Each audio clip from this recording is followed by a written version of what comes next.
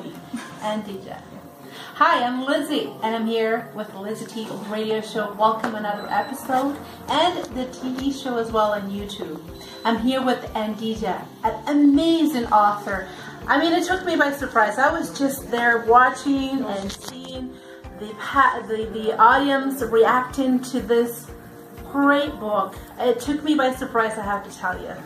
Can you tell us a little bit about yourself? I am a lawyer turned author. I am also a natural hair blogger, and I am a wife and a sister. Fantastic. Can you tell us, how did you come up with this amazing idea? I was very surprised to know that you did so much traveling and so much research.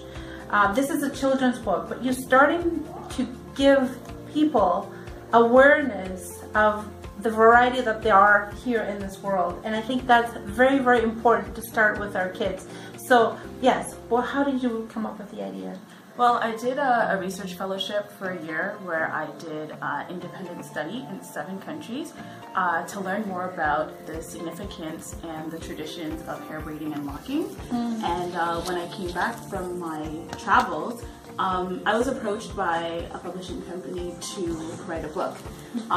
Sadly, that project didn't materialize into a published book because the publisher got bought out. I then decided to continue to pursue my legal studies, and I got caught up in law and shelved the project. A couple of years ago, I found myself out of work, and I decided I was going to return to the project. And I realized that it was a really necessary book to write at the time because the natural hair movement was in full force. And yet I found that there were still not a lot of resources written for Black children about their own hair. While there were resources written for adults, there weren't any books written necessarily addressing the issues and the experiences of little Black girls. And so I decided I gotta get this book done, and so here it is. Here's the birth of a wonderful book. And the reaction from everybody is just amazing. I'm very overwhelmed to see the lineup of people. My goodness, you are a star. You are, my goodness, you have a very special way to conquer everyone. And I think that your charisma is transpired throughout this day that I experienced. And I have to tell you, I'm very impressed. And I think our audience and our viewers will definitely want to know more about this. So how can people get this? There is a bookstore. We're here right at the bookstore at the book lunch. But I'm sure that people can get this outside as well. Oh yes, you can purchase it online at Amazon.com and Amazon.ca. Awesome. And people that live in the Toronto or Ontario area, they can come to Knowledge Bookstore in Brampton, 177 Queen Street West. Fantastic. So you have a website? I do. What's the website? My blog is www.thenaturalhairadvocate.com. And we will have all those links underneath our video as well. One of the things that I'm very intrigued and interested about the research and the work that you have done is that you not only making aware just the Black community, but in general, because your trips were to people in India, to Brazil. Yes. I have to confess, I have a little girl that when she was a baby, her hair was so tight and so, and people would come to her and said, "Oh, poor girl, how's she gonna manage that hair?" Right. Now she has straight hair now, but when she was a baby, it was very tight. Right. So, what do you think about comments like that when people, "Oh, poor baby"?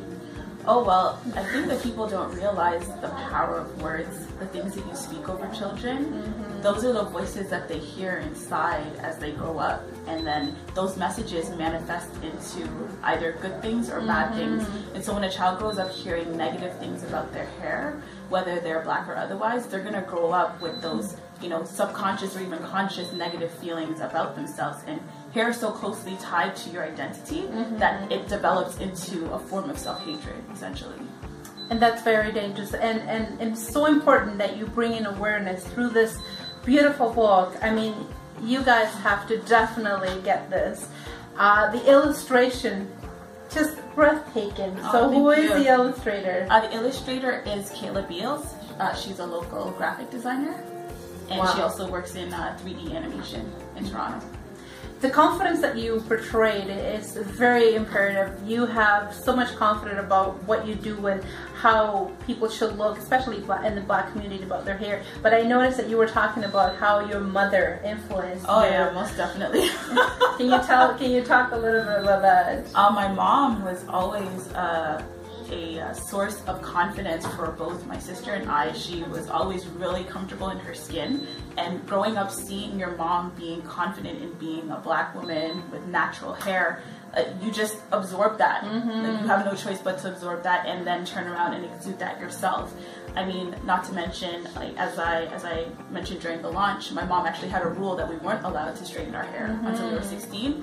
And so she planted those seeds that then grew into this positivity that we have when we think about ourselves, and just being very affirmed and self-confident. And self-confident not only in the Black community, the Latino community, the Chinese, it should be everywhere. It shouldn't be a culture or a color anymore. It should be we're all equal and we're all God's people. I find that when you wrote this book, it was, and you stopped the project, but then you started again. It was something that it was meant to be. Oh yes, most definitely. I would definitely say that I was divinely inspired to continue. There were times even when I had resumed the process and I wanted to give up, but I felt like God really wanted me to birth this project, and I'm so glad that I listened. So guys, make sure you get your copy. If it's not here at the store, make sure you get it online. Email and website will be on all underneath in here, and I'm so glad you guys are watching with us today. Thank you so much for giving us a couple of minutes. She's been busy, like I'm telling you. She's been busy, and good for her. It was great having you here. Thank you. Thanks for having me.